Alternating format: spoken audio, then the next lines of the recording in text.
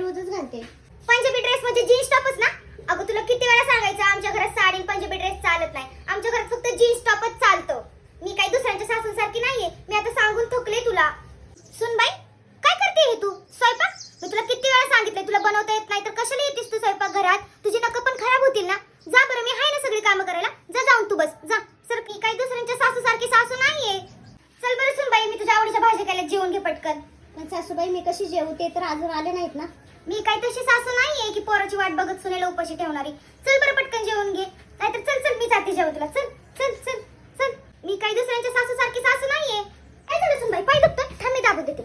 अहो सासूबाई, माझ्या पायाला कशाला हात लावताय तुम्ही? अगं तू पण माझी लेकच आहे ना. आणि मी काही दुसऱ्यांच्या सासूसारखी नाहीये सासू. तुला बाई किती वेळा सांगायचं? मला तर आता कंटाळा आला तुला सांगून. मी दुसऱ्यांच्या सासूसारखी सासू नाहीये.